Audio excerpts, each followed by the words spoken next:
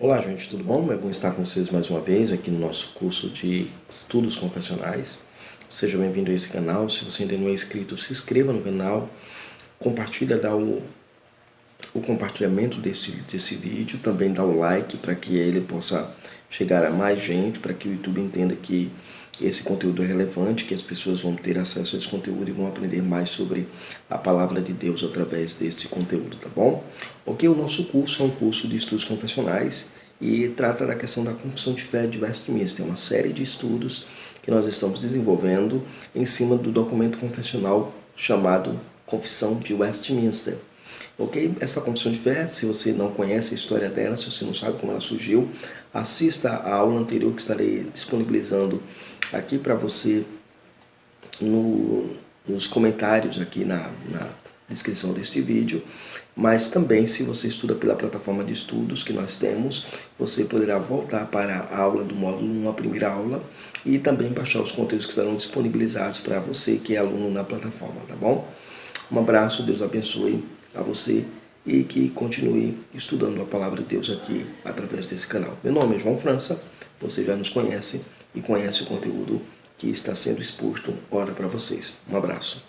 Muito bem, vamos começar a aula de hoje, a segunda aula, ela vai tratar de modo específico da doutrina da revelação. É a doutrina da revelação.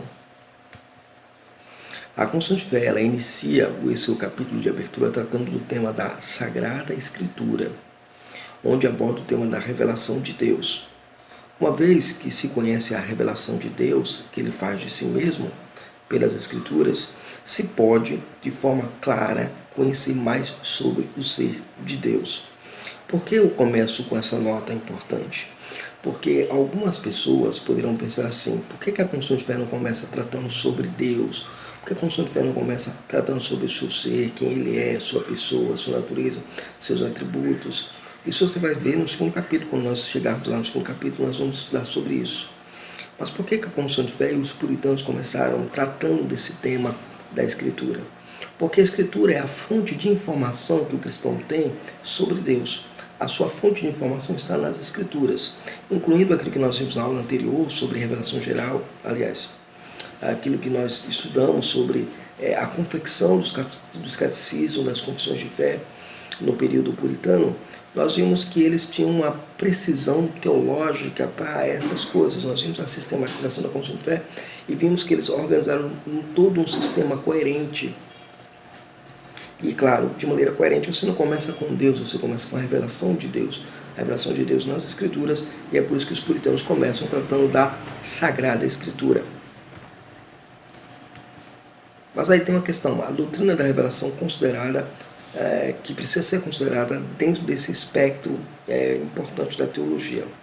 Então, no capítulo 1 da Confissão de Fé, na seção 1, diz o seguinte: ainda que a luz da natureza e as obras da criação e da providência de tal modo manifestam a bondade, a sabedoria e o poder de Deus, que os homens ficam inexcusáveis, contudo não são suficientes para dar aquele conhecimento de Deus e da sua verdade, sua vontade, necessários à salvação.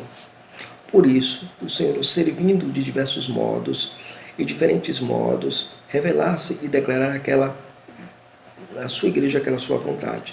Depois, para a melhor preservação e propagação da verdade, para o mais seguro estabelecimento e conforto da igreja, contra a corrupção da carne e mal de Satanás e do mundo, foi igualmente servido fazê-la escrever toda. Isto torna indispensável a Sagrada Escritura, tendo cessado aqueles antigos modos de Deus revelar a sua vontade ao seu povo. Então a Confissão de Fé ela começa já declarando para nós que nós dependemos da revelação de Deus, daquilo que Ele revela a nós. Nessa sessão, entramos logo de imediato no conceito de revelação. O teólogo reformado anglicano James Aine Parker nos apresenta o seguinte conceito de revelação. Ele diz que é o termo que procede do latim, que é revelare, e significa tirar o véu ou descobrir. Ele diz isso na sua obra, O Vocábulo de Deus. Tornar claro aquilo que Deus tensionou comunicar ao seu povo. E isso ele o faz de forma deliberada, de forma única e especial. Ele faz isso de maneira deliberada. E aí é importante você ter isso na sua mente. Quando consideramos isso, né, quando consideramos esse ensino, nós aprendemos que há dois aspectos da revelação que precisam ser estudados. Há pessoas que não sabem que a revelação tem dois aspectos. Tem gente que acha que são revelações distintas. Não, são dois aspectos da mesma revelação de Deus. Deus revelando ao homem a si mesmo. Toda a revelação é Deus se mostrando ao homem, é Deus se descortinando para o homem o enxergar. Então, o primeiro aspecto é o aspecto da revelação geral. Nesse aspecto, Deus se revela por meio das coisas que foram criadas dentro da categoria que nós temos o seguinte, a revelação geral e imediata. Então, nós temos o aspecto e as categorias. A primeira categoria é a revelação geral imediata, onde Deus comunica a sua vontade diretamente ao homem, implantando a lei neste homem. A Confissão de Fé de Westminster declara que a luz da natureza e as obras da criação. O Catecismo Maior de Westminster vai dizer as obras da natureza, a luz da criação no homem. E é interessante, porque é no homem. E revelando o ser de Deus em seus atributos, em sua bondade, em sua sabedoria e em seu poder. Então, a expressão luz da natureza significa que algo que Deus revela ao homem em sua natureza. Algo é colocado lá. E você aprende isso lendo Romanos capítulo 2, versos 14 e 15. Naquela passagem você vê Paulo escrevendo que a norma da lei ela é gravada no coração dos incrédulos, dos ímpios, dos gentios. Ele diz assim, porque os gentios não tendo lei, agem em conformidade com a lei, fazendo com que somente acuse ou defenda-os, mostrando que a norma da lei, a palavra norma lá, ergon, né, que é a palavra energia, energizar o trabalho da lei gravado em seus corações, a palavra gravada lá, a palavra grapton, que significa esculpido, em cardias, né, então em seus corações. A ideia é mostrar que de fato que nos corações dos ímpios a lei já está gravada, é uma fonte de revelação, é uma forma de revelação. Deus ele se revela ao homem através do mundo e das coisas criadas. O diagrama abaixo ele vai nos ajudar. Observe o diagrama que nós oferecemos a você e você vai observar que ele nos ajuda a visualizar o ensino da revelação geral imediata. Primeiro, você tem a revelação geral imediata. No ciclo você tem lá Deus implanta nos seres humanos um senso inato de si mesmo, né? E os seres humanos recebem esse senso divinitatus, ou a semente da religião, como dizia Calvino. Então, nesse mundo, todo ser humano tem a semente da religião implantada no coração dele. Qual é a semente da religião? A lei de Deus. Essa lei ela é implantada no coração do indivíduo porque ela revela, ela aponta, ela diz que o homem é imago Dei. O homem é a imagem de Deus. Então, a fonte da revelação é Deus. O propósito da revelação é revelar que Ele é o Criador de todas as coisas. Ok? Isso na revelação geral imediata. Mas existe também um outro aspecto que é chamado revelação geral mediada. Que é o segundo aspecto a ser considerado, é que a revelação geral também é mediada. Ou seja, ela comunica-se, ela é comunicada por meio das obras da criação e da providência, como diz a Confissão de Fé. E como ensina a Bíblia. Conforme nós vemos aqui na Confissão de Fé do Westminster, a criação prega a existência de Deus. Salmo 19 vai falar isso nos versos de 1 a 4, que os céus revela a glória de Deus. O firmamento anuncia as obras das suas mãos. Um dia discursa outro dia, uma noite revela conhecimento outra noite. Não há som, não há palavra, mas por toda a terra se faz ouvir a sua voz. Então, você vê que a criação, ela tem uma revelação sobre Deus, ela aponta alguma coisa sobre Deus, ela indica alguma coisa sobre o Senhor. Então, Paulo Anglada, o grande teólogo Paulo Anglada, o saudoso teólogo Paulo Anglada,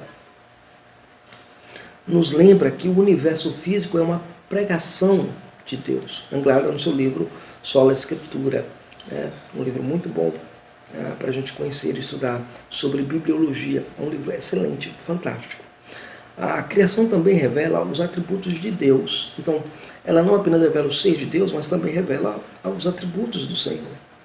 Lá em Romanos capítulo 1, versos de 18 a 20, o apóstolo Paulo diz que a ira de Deus é revelada do céu contra toda impiedade e perversão dos homens, e que ele suprime a verdade pela mentira, né? E ele vai dizer assim que tudo que de Deus se pode conhecer é claramente percebido por meio das coisas que foram criadas, como o seu eterno poder, a sua essência e a sua bondade. Essas coisas revelam, de fato, a criação revela os atributos de Deus. Esses aspectos tornam os homens indesculpáveis. O aspecto da revelação mostrado na criação torna o homem que recebe essa revelação indesculpável diante de Deus. Será que aqueles que não tiveram a oportunidade de ouvir o Evangelho vão ser condenados, vão estar debaixo de juízo, vão ficar sem culpa? Paulo diz que não estão sem culpa. Eles têm culpabilidade sim, porque recebendo a imagem de Deus, as revelações de Deus na criação, eles, em vez de adorar o Criador, adoraram a criatura. Então, a revelação, ela aponta para um Criador que criou ao homem, criou aquele ser, indivíduo, que é a imagem e semelhança dele. Ok? Muito bem. Seguindo aqui, o segundo aspecto, e que a gente precisa também considerar, é que existe uma coisa chamada revelação especial. E a revelação geral não pode levar o homem ao conhecimento da vida, conforme nós vemos na própria Confissão de Fé de Westminster ensinar isso. Ela diz que, contudo, não são suficientes para transmitir aquele conhecimento de Deus e de sua vontade que são necessários à salvação. Há um conhecimento de Deus e da sua vontade que me leva ao caminho da salvação. Neste conhecimento, a criação não pode fornecer, entendeu? O pé de árvore, passarinho, o sol, a lua, a estrela, o próprio homem, né, como imagem dele, ele não pode me oferecer esse conhecimento soteriológico, conhecimento de salvação. Ele não consegue me fazer isso, ok? Então, o que acontece? Como não tem como ela oferecer isso, ela não é para fazer isso. Então, agradou ao Senhor revelar a sua vontade de forma específica em diversos tempos e diferentes modos, ok? Aí fala do processo, da revelação, aquilo que a gente chama de progressividade da revelação. A revelação vai evoluindo de um ponto para o outro. Ela sai do ponto A para ir para o ponto B. Esse processo de revelação nós chamamos de revelação progressiva. A revelação é progressiva. Então, nessa revelação especial, Deus deu-se nos moldes do Antigo Testamento por meio da revelação dos profetas, que eram modos incompletos da revelação plena de Deus, como Hebreus capítulo 1, versos de 1 a 2 menciona, né? Havendo Deus outrora falado aos pais pelos profetas, nesses últimos tempos não falou pelo Filho, a quem constituiu herdeiro de todas as coisas. Veja, então, esses modos incompletos que Deus fez através do processo revelacional veterotestamentário, através dos profetas, através dos patriarcas, através da sua revelação no Antigo Testamento, eram incompletos porque não tinham a plenitude, o clímax da revelação que a gente sabe que é Cristo. Mas para preservar e propagar a verdade, diz a Confissão de Fé, gerando segurança e conforto da igreja contra a corrupção da carne, malícia de Satanás e do mundo, Deus fez com que essa revelação especial, fosse plenamente escrita. A revelação especial, o que ela é? Ela é a vontade de Deus encerrada nas Escrituras. Essa é a revelação especial. O que é a revelação especial, pastor João? É a revelação de Deus revelada nas Escrituras. É aquilo que Deus escreveu, ok? É o que está escrito hoje que guia o povo de Deus, não as revelações subjetivas que as pessoas advogam possuir.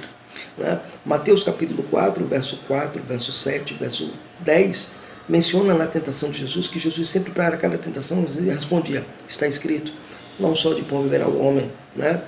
Está escrito, não tentarás o Senhor teu Deus, está escrito, só o Senhor adorarás e só Ele prestarás culto. Nessas três respostas de Jesus às três últimas tentações de Satanás, naquele contexto, você verá que Jesus evoca a Escritura como fonte e como fundamento, como aquilo que está de fato revelado na Escritura. E quando ele usa a palavra está escrito, né, a expressão grega lá indica permanece escrito, continua escrito. Ou seja, de sorte que as Escrituras são totalmente indispensáveis e por isso as antigas formas de Deus revelar sua vontade já cessaram. E aí, isso é um outro ponto que nós vamos ver mais à frente sobre a cessação dessas revelações. Por que essas revelações cessaram? Por que elas não são continuadas segundo os padrões confessionais reformados de Westminster e de outros documentos confessionais? Não há mais revelações extraordinárias hoje, como línguas, profecias e visões. Hebreus capítulo 1, verso 2, de 1 a 2, vai mencionar esse fato do caráter fragmentário e incompleto da revelação, encontra no seu clímax na pessoa de Cristo. Sendo agora a Bíblia Sagrada que você carrega todos os domingos para a igreja suficiente. Lá em 2 Timóteo capítulo 3, versos de 15 a 17, nos menciona que a Escritura foi dada a Timóteo desde a sagrada a tenra infância para conhecer as sagradas letras que podem torná-lo apto para a salvação, torná-lo alguém que conhece a salvação, porque a Escritura ela é divinamente inspirada por Deus, dada por Deus com a finalidade de instruir, redaquir, corrigir, e com o propósito maior que é tornar perfeito e perfeitamente habilitado o homem cristão para toda boa obra, maduro em toda boa obra. Então a ideia de você ter uma Bíblia que ela é suficiente para todas as coisas é algo que Deus nos deu. Deus nos deu sua revelação plena nesse livro que nós levamos todos os domingos para a igreja, esse livro que todos os domingos nós expomos na igreja, aprendemos, ensinamos e temos mergulhado nele na escola dominical. Ok? Muito bem. Em segundo lugar, vamos considerar a natureza e o registro da revelação. Está aí na Confissão de Fé de Westminster, capítulo 1, seção 2. Sob o nome de Sagrada Escritura, ou Palavra de Deus Escrita, inclui-se agora todos os livros do Velho e do Novo Testamento, que são os seguintes, todos dados sob inspiração de Deus para serem regra de fé e prática. E aí eu não vou mencionar aqui os livros, porque a Confissão de Fé coloca todos os livros que nós temos na Bíblia, os 39 livros do Antigo Testamento e os 27 livros do Novo Testamento. Então eu encurtei para a gente ganhar tempo na nossa aula, ok? Muito bem. A Sagrada Escritura, ela é apresentada aqui como sendo Sagrada Escritura. Então a segunda seção do capítulo 1 da CFW, da Confissão de Fé de Westminster, trata da natureza da revelação especial, ou seja, a Escritura, e o registro desta mesma revelação conforme encontramos em nossas Bíblias. A natureza é apresentada logo de cara, ela é sagrada, então a Escritura ela é sagrada. Isso quer dizer que ela é distinta dos demais livros. O apóstolo Paulo relembra este fato ao escrever que toda a Escritura é divinamente inspirada por Deus, ou também quando ele vai dizer lá em 2 Timóteo capítulo 3, verso 15, que tu sabes as sagradas letras, conheces as sagradas letras, sagradas, que é a sacralidade da palavra de Deus para tornar o jovem Timóteo sábio para a salvação. Então, a sacralidade da Escritura parece que ela sumiu da mente da gente muitas vezes quando nós estudamos a Bíblia. A Bíblia ela é santa, ela é sagrada, ela é separada dos demais livros. Ela não é um livro qualquer, como qualquer outro livro. A gente pode aplicar qualquer regra hermenêutica, mesmo as regras hermenêuticas que nós aplicamos aos outros livros, podemos aplicar à Bíblia. Mas isso não significa que nós devemos tratar a Bíblia como um livro de segunda categoria. Pelo contrário, é um livro primérvio, é um livro de Deus, é um livro onde Deus coloca a fonte da sua revelação à disposição da sua igreja. Por isso a igreja deve estudar a palavra, mencionar a palavra, viver a palavra, meditar na palavra.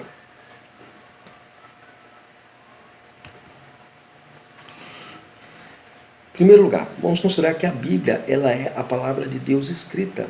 Okay? Aqui nós vemos que o ensino do liberalismo teológico não se sustenta porque ela nega que as Escrituras sejam uma revelação especial de Deus, pois rejeitam os milagres que ali se registra. Isso porque o liberalismo procura interpretar, reformular e explicar a fé cristã dentro de uma perspectiva iluminista racionalista.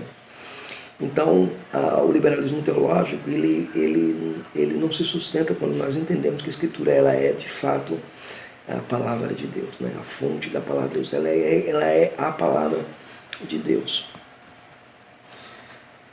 Também aqui na Confissão de Fé se contrapõe a chamada neo-ortodoxia, conhecida também como teologia dialética, fundada pelo grande teólogo suíço Karl Barth. Ele ensinava que a revelação de Deus se dava em 3 esferas: na criação, no querigma, ou seja, na pregação da igreja e na escritura, segundo ele, Deus fala-nos por meio de uma Bíblia cheia de erros e contradições. Isso para a discussão daquilo que nós chamamos de crítica textual, né? Então ele vai falar um pouco sobre isso também. O conceito martiano ele é empirista, né? Pois a palavra de Deus torna-se tal quando nós sentimos ou até vivenciamos esta palavra, mas não que ela seja em si a plenitude da palavra de Deus, porque Deus é totalmente o outro, aquele que é oculto aos nossos olhos e não se revela plenamente a nós. Ok? A Escritura é a nossa fonte de autoridade e não a experiência. Lucas 16, versos de 29 a 31 vai mencionar o fato de que o Lázaro morre e o rico também morre, e ambos vão para o Sheol, e naquele mundo ali a Escritura menciona fatos interessantes de que ele queria que Lázaro ressuscitasse, fosse lá e contasse para os irmãos. E a resposta de Jesus é muito clara para eles, dizendo assim: olha, eles têm Moisés e os profetas, ouçam-nos. Não, pai Abraão, eu quero que eles falem, talvez eles sejam persuadidos se algum morto chega até eles e fale. E Abraão diz assim: se eles não ouvem Moisés e os profetas, tampouco serão persuadidos se um morto ressuscite. Ou seja, se eles não leem a Bíblia, se eles não conhecem, se eles não ouviram o que a Bíblia ensina, tampouco um milagre dessa natureza, uma experiência dessa natureza possa resolver o problema.